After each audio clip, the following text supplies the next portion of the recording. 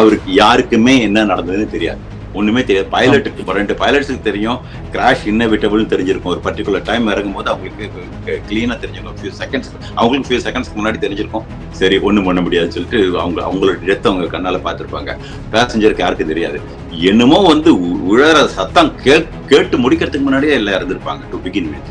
இவரும் அப்படித்தான் தூக்கி எறியப்பட்டிருப்பாரு. இவர் தூக்கி எறியப்பட்ட அந்த இடம் வந்து ஃபார்ச்சுனேட்லி அந்த டிஸ்டன்ஸ் இடம் ஒரு கான்கிரீட்ல போய் பட்டிருந்தா கூட அந்த இம்பாக்ட்ல இவரும் இறந்திருப்பாரு.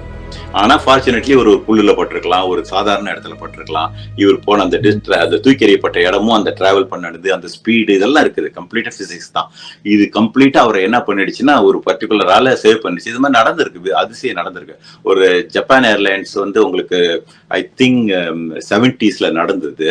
பின்னால இருக்கிற பல்க் ஹெட் உடஞ்சி 3 ஹைட்ராலிக்கும் உடஞ்சி போய் எந்த கண்ட்ரோலுமே இல்லாத ஒரு மலையில போய் கிராஷ் ஆச்சு. அதுல கூட 4 பேர் பொழைச்சாங்க. இது மாதிரி ஒரு அதிசயமா ஏதோ ஒரு ஒரு ஃபியூ பீப்புள் வந்து லக்கியா தப்பிச்சிடுறாங்க. இது மாதிரி தப்பிக்கவே முடியாத கிராஷ்ல கூட அவங்க ரைட்டான இடத்துல இருந்து அங்க தூக்கி எறியப்படுறதா ஒளி யாரும் தப்பிக்கணும்லாம் தப்பிக்கிறதுக்கு வாய்ப்பு இல்லை. ஏன்னா யாருக்கும் தெரியாது அவர் எங்க போய் அவர் எல்லாம் தூக்கி எறிஞ்சு எங்கேயே தெரியும். அவருக்கு கொஞ்ச நேரம் கழிச்சுதான் தெரிஞ்சிருக்கும். ஃபார்ச்சுனேட்லி கான்சியஸா இருந்ததுனால நடந்தது. அவ்வளவுதான் ஒளி. வேற எதுவுமே நிறைய கதைகள் போயிட்டு இருக்கு. அதெல்லாம் கிடையாது. கதவு திறந்ததுனாலதான் பிளேன் ஆக்சிடென்ட். நோ கதவு திறந்தாலும் அப்படிலாம் ஆகாது. ஒரு கதவு திறக்கிறதுனால போய் கிராஷ் ஆகாது.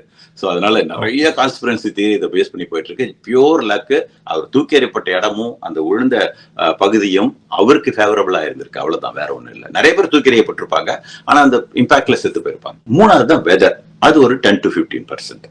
ஸோ இது 3 தான் main contributor for all the aviation accident. 4வது வந்து இந்த சாபட்டாஜ், இது மாதிரி இந்த பிளைன்ல பாம்பு வைக்கிறது. அது வெரி ரேர்.